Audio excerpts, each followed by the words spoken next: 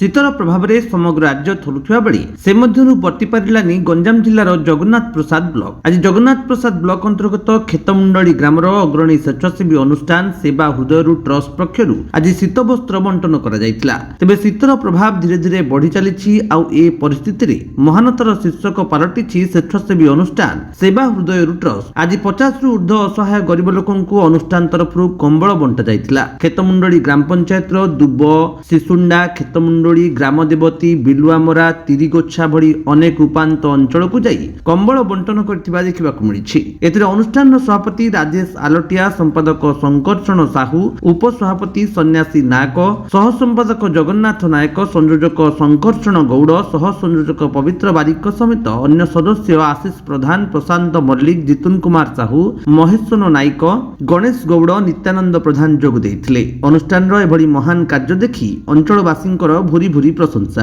भंजनगरु गोविंद चंद्र गौड़ंक report, विश्व विजयी news Odisha.